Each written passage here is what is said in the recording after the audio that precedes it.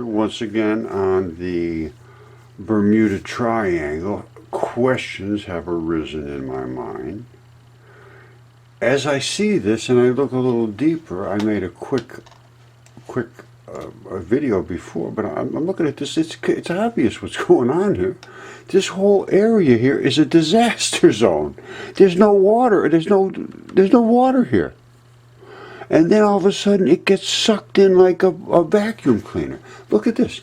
Over here where I have my cursor, it's 31 feet. Well, 292 feet right here. 2 feet, 10 feet, 15 feet, 24 feet. 3 feet, way out here. Down here, 2 feet. That's 80 feet, 34 feet, but 11 feet. You see what I'm saying?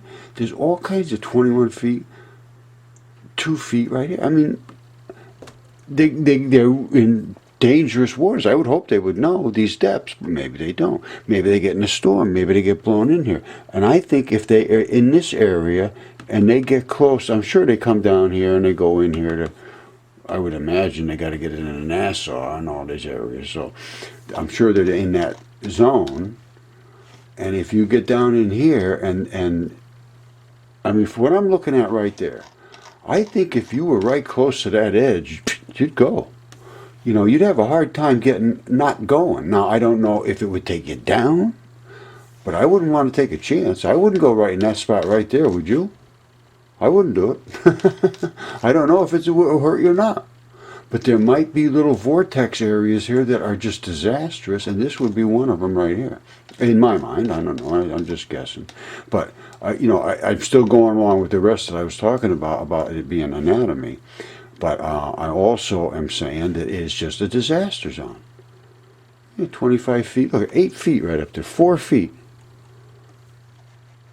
So, and that's kind of unusual for around the world. Now, over here, I wanted you to put, I've shown this before in videos, but they must have been mining here. And this is the spoils after digging and dumping, because it runs right down here, and they're bucket loads. They're all bucket loads. You see them? And then they were all soft and dropped in here as bucket loads. I talk to guys that do this kind of stuff, and they agree.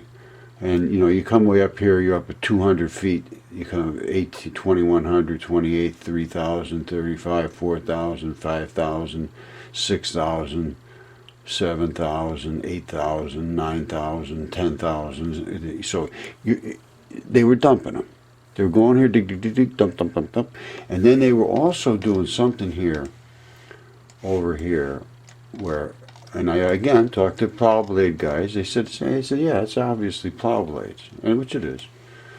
And this is the end of where they had plowed it down, plowed it down, plowed it down.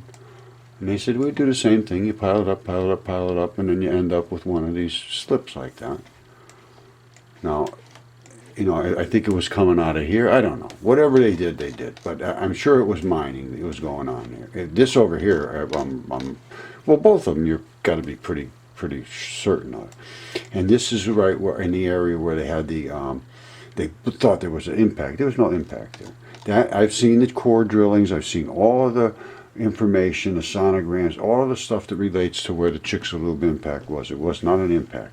Shock quartz was this stuff right here. Hold on, I gotta find it. Here it is.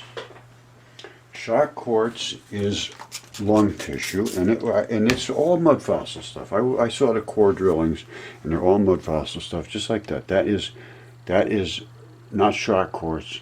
That is a lung. And in the little crevices in between the crystals is where the blood flowed if it was alive.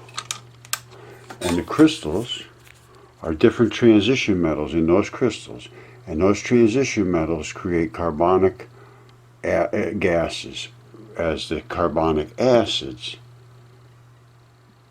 pass by them, or somehow they do create the carbonic gases. And that's exactly how your carbon dioxide and so forth works out of your body too.